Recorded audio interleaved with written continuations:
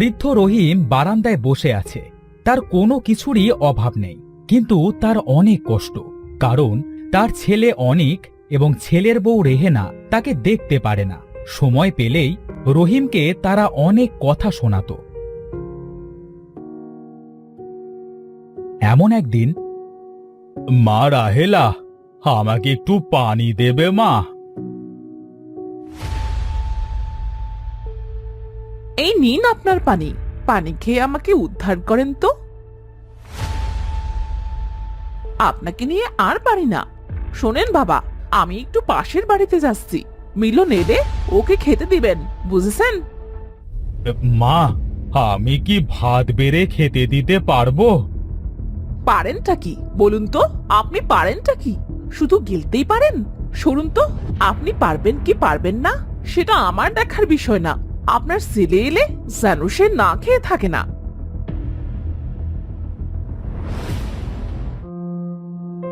আমি তো এদের কম যত্ন করি না। আমি তো সব দিয়েছি আমার ছেলেকে, কোনো কিছুর অভাব রাখিনি। তাহলে কেন ওরা আমার সাথে এমন করে? তোমার কি হয়েছে দাদু ভাই? তুমি এভাবে কাঁদছো কেন? চোখে একটা পোকা পড়েছে দাদু ভাই। তুমি বরং বই রেখে হাত মুখ ধুয়ে আসো কেমন? আমি তোমাকে খাবার দিচ্ছি। তুমি কেন খাবার দেবে দাদু ভাই? মা কোথায় গেছে? তোমার মা সীমাদের বাড়িতে গেছে, আমাকে তোমার খাবার দিতে বলেছে। তোমাকে কষ্ট করতে হবে না, আমি নিজেই খাবার নিয়ে খাচ্ছি। তোমার মা বাবা এসে দেখলে আমাকে যে বকবে দাদু ভাই। বাবা মা কিছুই বলবে না, তুমি চুপ করে বসো তো। মিলন খাবার বাড়ে। এমন সময় রেহেনা বাড়িতে আসে। মিলনকে খাবার বাড়তে দেখে রেহেনা অনেক রেগে যায়। এ কি বাবা, আপনি আমার এতটুকু ছেলেকে দিয়ে কাজ করাচ্ছেন? লজ্জা করে না আপনার? সারাদিন শুধু বসে বসে খাওয়া আর অন্ন ধ্বংস করা, অপমান ঠিকই একটা। মা, তুমি দাদু ভাইকে এমন করে বলছো কেন? দেখো দাদু ভাই কেমন কাঁদছে। তুই একটা কথাও বলবি না, চুপ করে থাক। কি হয়েছে বাড়িতে? সবাই এমন চিল্লাচিল্লি করছো কেন? হ্যাঁ, চিল্লাচিল্লি করছে কি আর সাথে? তোমার বাবা কি করেছে জানো? আমার এইটুকু ছেলেকে দিয়ে কাজ করাচ্ছে। তোমার বাবা কি অসুস্থ হয়ে বিছানায় পড়ে আছে নাকি? সে একটু কাজ করে খেতে পারেন না? বাবা, রেহেনা যা বলছে তা কি সত্যি? আসলে বাবা, আমি... তার মানে সব কিছুই সত্যি? এই আমার ছেলেকে দিয়ে কেন কাজ করিয়েছো তুমি? তোমাকে দেখলেই আমার রাগ মাথায় উঠে যায়। বেরিয়ে যাও, আমার বাড়ি থেকে এক্ষুনি বেরিয়ে যাও। আমি মাঠ থেকে বাড়িতে এসে যেন তোমাকে আর না দেখি। আর একটা কথা, ঘরের একটা জিনিসেও যেন হাত দেবে না। ঠিক আছে বাবা, তোরা সবাই ভালো থাকিস। দাদু ভাই, তুমি কি সত্যি সত্যি আমাকে ছেড়ে চলে যাবে?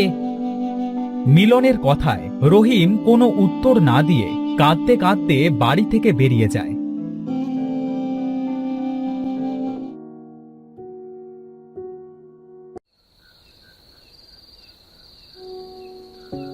রহিম হাঁটতে হাঁটতে জঙ্গলের অনেকটা ভেতরে চলে আসে।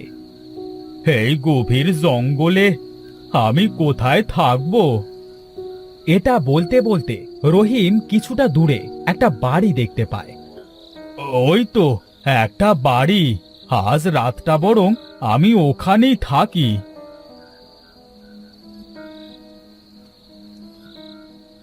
বাড়িতে কেউ কি আছেন? বলি, বাড়িতে কেউ আছেন কি? না, কেউ তো সাড়া শব্দ দিচ্ছে না। আমি ঘরের ভেতরে যেয়ে দেখি তো কেউ আছে কি না।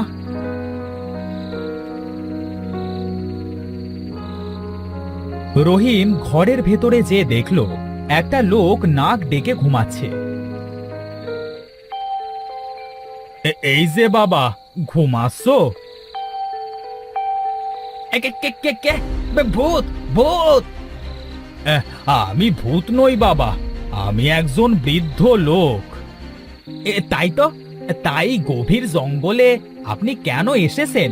হ্যাঁ, আমার যে যাবার মতো কোনো জায়গা নেই, তাই হাঁটতে হাঁটতে জঙ্গলে চলে এসেছি। আর চাচা, আপনি কাঁদছেন কেন? কাঁদবো না তো কি করব, আমার যে বড় পোড়া কপাল, আজ আমার সব থেকেও কিচ্ছু নেই। কেন, কি হয়েছে চাচা? কেউ কি চুরি করে নিয়ে গেছে নাকি? তারও ওপরের কিছু বাবা, আমার ছেলে আর ছেলের বউ মিলে বাড়ি থেকে বের করে দিয়েছে। আমার বাড়িতে কোনো কিছুর অভাব নেই, কিন্তু একটা জিনিসও আমাকে আনতে দেয়নি। আমার বাবার দেওয়া একটা আংটি আছে, সেটার কথা আমার খুব মনে পড়ছে। আহারে, আপনার তো সত্যি অনেক কষ্ট। আপনি যদি চান তাহলে আমি আপনাকে আপনার বাবার দেওয়া আংটিটা এনে দিতে পারি। সত্যি এনে দিতে পারবে তুমি? কিন্তু কিভাবে এনে দেবে আমার আংটিটা যদি ধরা পড়ে যাও? হ্যাঁ, এই সিরাজ চোর কখনো কোনো কিছু চুরি করতে যেয়ে ধরা খায়নি। হ্যাঁ, কারণ আমি বুদ্ধি দিয়ে চুরি করি। কি, তুমি চোর বাবা? হ্যাঁ চাচা, আমি একজন চোর। চুরি না করলে আমি খাবো কি? তুমি এই গভীর জঙ্গলে কেন থাকো বাবা? আমার যে বাবা মা কেউ নেই, কার কাছে থাকবো আমি? যাদের বাবা মা আছে তারা মূল্য দেয় না, কিন্তু যাদের বাবা মা নেই তারাই জানে বাবা মা কতটা আপন। আজ থেকে আমি তোর বাবারে ছেলে, তুই আর কাঁদিস না। সত্যি বলছো তুমি?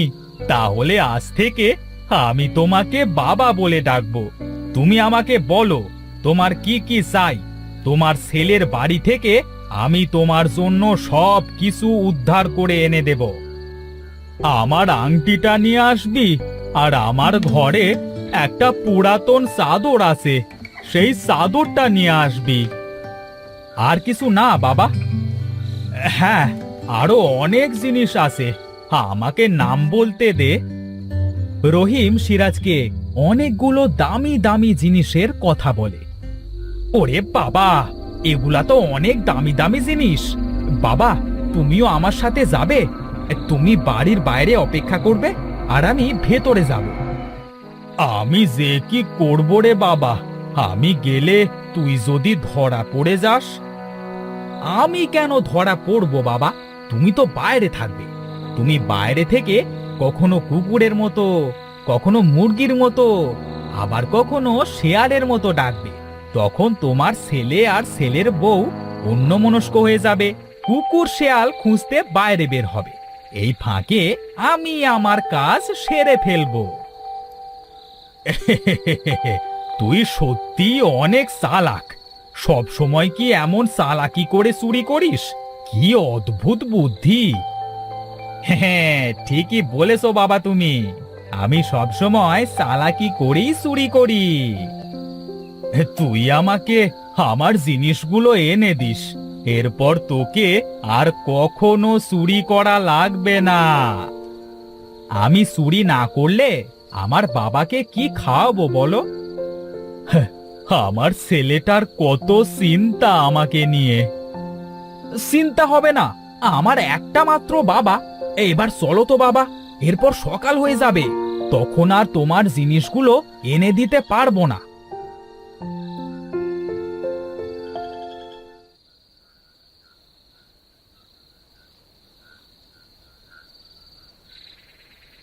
রহিম আর সিরাজ একসাথে অনেকদের বাড়িতে যায় চুরি করবার উদ্দেশ্যে। রহিম বাইরে লুকিয়ে থাকে, সিরাজ আস্তে আস্তে বাড়ির ভেতরে প্রবেশ করে। বাড়ির ভেতরে তো চলে আসলাম। বাবা এই ঘরটার কথাই বলেছিল। সিরাজ ঘরের কাছাকাছি আসতে রহিম একবার কুকুরের মতো আর একবার মুরগির মতো ডাকতে শুরু করে। আরে, বাবা তো ডাকা শুরু করে দিয়েছে। আমি তাড়াতাড়ি লুকিয়ে পড়ি।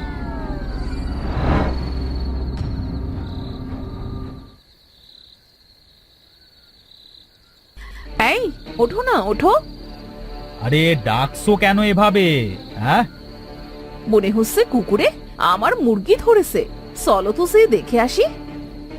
আচ্ছা ঠিক আছে, চলো। অনিক আর রেহেনা বাইরে মুরগি খুঁজতে যায়। এই ফাঁকে সিরাজ অনিকের ঘরে যায়। যা করবার আমাকে তাড়াতাড়ি করতে হবে, এরা হয়তো কিছু দেখতে না পেয়ে এখনই আবার ঘরে ফিরে আসবে। বাবার এই বাক্সটা চাবি কোথায় রেখেছে এরা? বাবা বলেছিল চাবিটা সব সময় তার ছেলের বউয়ের মাথার বালিশের নিচে থাকে। সিরাজ আর দেরি না করে তাড়াতাড়ি চাবিটা খুঁজে বের করে বাক্সটা খুলে ফেলে।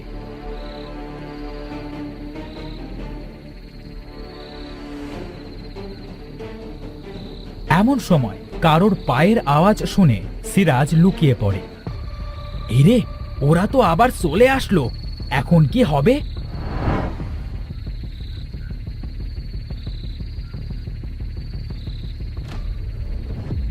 তুমি খালি খালি আমার কাঁচা ঘুমটা ভাঙালে।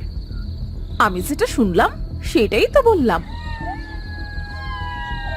দেখেছো দেখেছো, শিয়ালে ডাকছে আর মুরগি। চলো তো আবার যেয়ে দেখি। ঠিক আছে, চলো তো দেখি।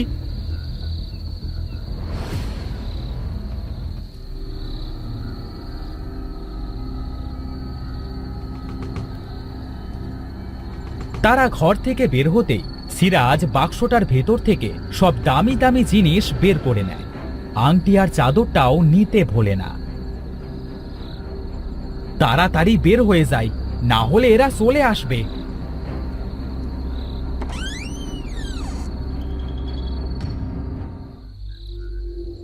আরে, কিছু একটা পড়ার শব্দ হলো না? তার মানে কি আমাদের বাড়িতে চোর এসেছে? চলো ঘরে যেয়ে দেখি তো।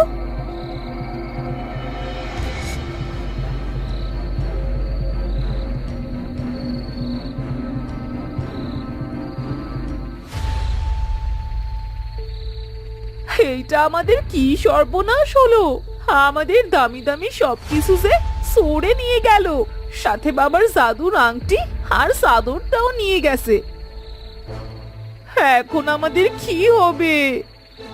কি আর হবে, আমাদের কাজ করেই খেতে হবে। এসব তোমার জন্যই হয়েছে। তুমি যদি বাবাকে তাড়িয়ে না দিতে তাহলে এমনটা হতো না। এখন থেকে আমাদের না খেয়েই দিন কাটাতে হবে।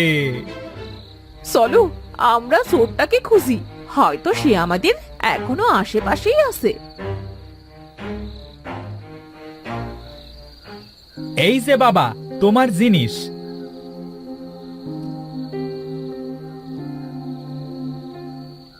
ওরা আমাদের খোঁজবার জন্য আমাদের কাছে চলে এসেছে।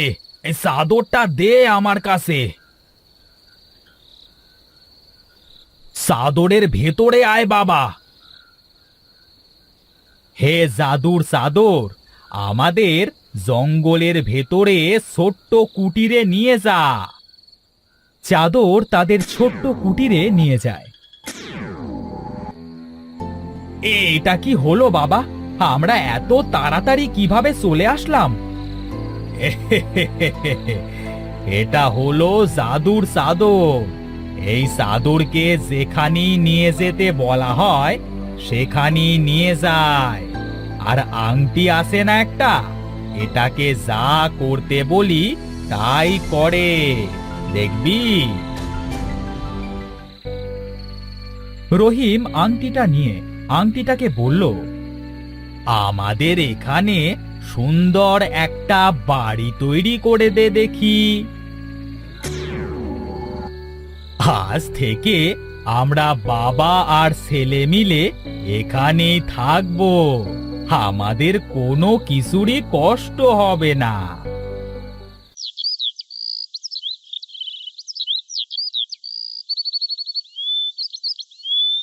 এরপর থেকে চালাক চোর আর বৃদ্ধ একসাথে জঙ্গলের বাড়িতে বসবাস করতে থাকে।